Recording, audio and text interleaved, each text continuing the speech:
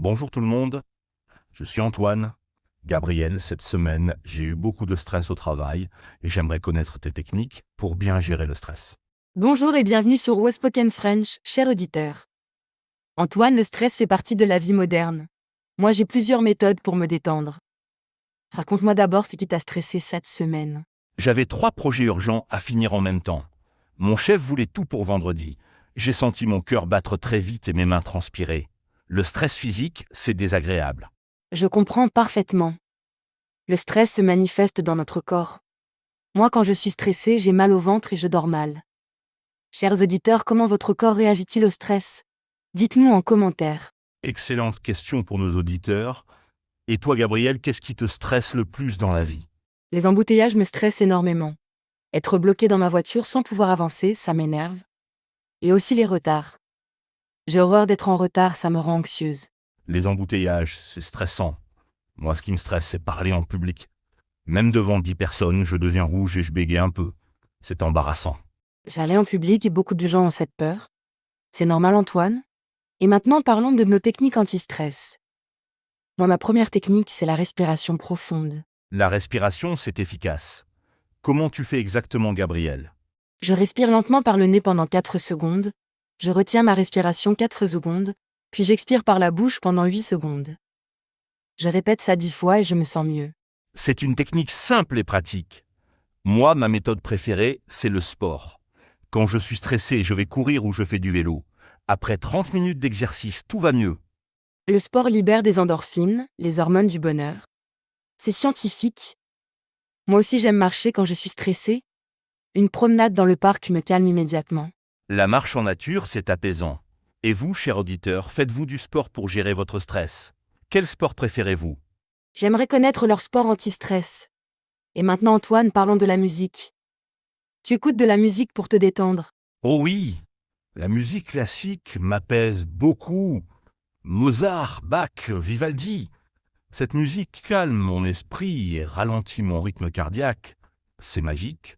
La musique classique, c'est thérapeutique. Moi, j'écoute des sons de la nature. Bruit de la pluie, chant des oiseaux, vagues de l'océan. Ça me transporte ailleurs. Les sons de la nature, excellente idée. Et parfois, je joue de la guitare. Quand je joue, j'oublie tous mes problèmes. Mes doigts bougent sur les cordes et mon stress disparaît. Jouer un instrument, c'est une méditation active. Et maintenant, parlons de la méditation, justement. Tu médites parfois, Antoine? J'ai essayé quelquefois.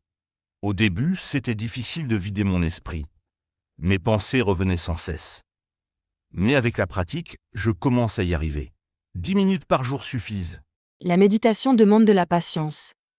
Moi, j'utilise une application sur mon téléphone. Une voix douce me guide et m'aide à me concentrer. C'est très pratique pour débuter. Les applications de méditation, c'est moderne et efficace. Et toi, Gabriel, tu fais du yoga. Oui, le yoga combine mouvement, respiration et méditation. C'est parfait pour le stress. Mon cours préféré, c'est le yoga doux le soir. Ça prépare mon corps au sommeil. Le yoga le soir, bonne idée. Moi, j'ai essayé une fois, mais j'étais trop raide. Il faut de la souplesse pour certaines positions. Nos auditeurs pratiquent-ils le yoga? Le yoga s'apprend progressivement. Et maintenant, parlons des techniques de relaxation à la maison. Antoine, tu prends des bains chauds? Parfois, oui. Un bain chaud avec des huiles essentielles, c'est relaxant. Lavande, eucalyptus, l'eau chaude détend mes muscles et les parfums calment mon esprit. Les huiles essentielles, j'adore. Moi, je mets quelques gouttes de lavande sur mon oreiller avant de dormir. Ça m'aide à m'endormir paisiblement quand je suis stressée. La lavande sur l'oreiller, je vais essayer. Et toi, Gabriel, tu lis pour te détendre. Oui, lire me fait voyager mentalement. J'oublie mes soucis et je vis les aventures des personnages. Les romans d'amour ou d'aventure sont parfaits pour s'évader. La lecture, c'est une évasion formidable. Moi, je regarde parfois des films comiques. Rire libère les tensions. Charlie Chaplin, Louis de Funès. Ces acteurs me font oublier le stress.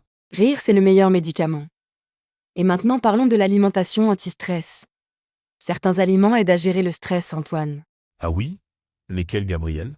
Les amandes, les épinards, le chocolat noir, le saumon. Ces aliments contiennent des nutriments qui calment le système nerveux. Manger équilibré aide à mieux gérer le stress. Le chocolat noir anti-stress, ça me plaît. Et il faut éviter quoi? Trop de café, trop de sucre, l'alcool. Ces substances augmentent l'anxiété. Mieux vaut boire des tisanes relaxantes. Camomille, tilleul, verveine. Les tisanes, c'est doux et naturel. Et maintenant, Gabriel, parlons de l'organisation pour éviter le stress. Tu planifies tes journées? Oui, je fais des listes de tâches chaque matin. Quand je sais ce que j'ai à faire, je me sens moins stressée. Et cocher les tâches terminées me donne satisfaction. Les listes, c'est efficace. Moi, je prépare mes vêtements la veille. Comme ça, le matin, je ne stresse pas pour choisir comment m'habiller. Chers auditeurs, avez-vous des astuces d'organisation? Nous adorerions connaître vos techniques. Et maintenant, parlons du sommeil. Antoine, tu dors bien quand tu es stressé? Non, pas du tout. Quand je suis stressé, je tourne dans mon lit et je pense à tous mes problèmes. Mon cerveau ne s'arrête jamais. Et toi, Gabriel? Pareil. Le stress empêche un bon sommeil. Mais j'ai trouvé des solutions. Je ne regarde plus d'écran 1 heure avant de dormir. Télé, téléphone, ordinateur. Ça excite le cerveau. Pas d'écran avant de dormir, bon conseil. Et tu fais quoi à la place? Je lis quelques pages d'un livre, je bois une tisane, j'écris dans mon journal. Des activités calmes qui préparent au sommeil. Et ma chambre est toujours bien aérée. Un environnement calme pour dormir, c'est important. Et maintenant, parlons du travail. Gabriel, comment tu gères le stress au bureau? Je fais des pauses régulières. Toutes les heures, je me lève, je marche un peu, je bois de l'eau. Rester assise trop longtemps augmente le stress et la fatigue. Les pauses, c'est essentiel. Moi, quand j'ai un gros projet stressant, je le découpe en petites étapes. C'est moins effrayant de faire 10 petites tâches qu'une énorme. Diviser les gros projets, excellente stratégie. Et je dis non quand j'ai trop de travail. Avant, j'acceptais tout et je craquais. Maintenant, j'évalue mes capacités. Apprendre à dire non, c'est difficile mais nécessaire. Et vous, chers auditeurs, comment gérez-vous le stress au travail? Avez-vous des techniques particulières? Nous sommes curieux de vos expériences. Et maintenant, parlons des relations sociales. Antoine, tu parles de ton stress à tes amis. Oui, parler fait du bien. Mes amis m'écoutent, me conseillent, me changent les idées. Garder le stress pour soi, c'est pire. L'expression libère les tensions. Les amis, c'est précieux dans les moments difficiles. Et ma famille aussi m'aide. Mes parents ont beaucoup d'expérience et leurs conseils sont toujours sages. La famille, c'est un soutien important. Et parfois, simplement un câlin fait du bien. Le contact physique rassure et apaise. Mon chat aussi m'aide à me détendre. Les animaux sentent nos émotions. Mon chien vient toujours me voir quand je suis triste ou stressée. Il pose sa tête sur mes genoux et ça me réconforte immédiatement. Les animaux sont thérapeutiques. Et maintenant, Gabriel, parlons des activités créatives anti-stress. Tu dessines, tu peins. Je fais du coloriage pour adultes. Ça peut sembler enfantin, mais c'est très relaxant.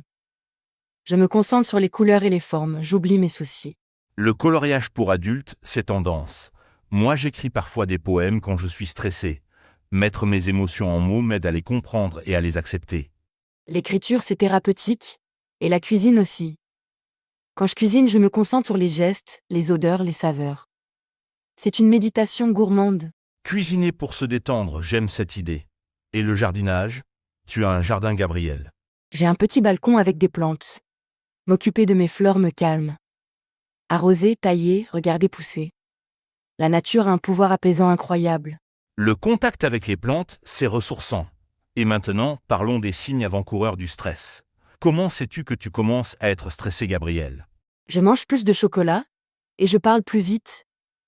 Mes proches me disent Gabriel, ralentis, tu parles trop vite. C'est mon signal d'alarme. Moi, je commence à tout remettre au lendemain. Procrastination, c'est mon symptôme de stress. Plus je stresse, moins je veux faire les choses importantes. La procrastination, c'est un cercle vicieux. On stresse parce qu'on ne fait pas et on ne fait pas parce qu'on stresse. Il faut casser ce cycle. Exactement. Et maintenant, parlons des situations qu'on ne peut pas éviter. Gabriel, comment tu fais pour les examens, les entretiens d'embauche? Je me prépare au maximum. Plus je connais le sujet, moins je stresse. Et je visualise le succès. Je m'imagine réussir, ça donne confiance. La préparation et la visualisation, excellent conseil. Et je me dis que le pire qui puisse arriver, ce n'est pas si terrible. Relativiser aide beaucoup. Relativiser, c'est sagesse. Et vous, chers auditeurs, comment vous préparez-vous aux situations stressantes? Partagez vos techniques. Nous adorons vos conseils. Et maintenant, Gabriel, parlons des erreurs à éviter quand on est stressé. Ne pas s'isoler. Quand on stresse, on a tendance à fuir les autres. Mais c'est une erreur. Le soutien social est essentiel pour bien gérer le stress. Tu as raison, et ne pas abuser de l'alcool ou du tabac. Certaines personnes boivent ou fument pour gérer le stress, mais ça empire tout à long terme. L'alcool et le tabac sont de fausses solutions. Il ne faut pas ignorer les signaux de son corps. Fatigue chronique, maux de tête. Il faut écouter son corps.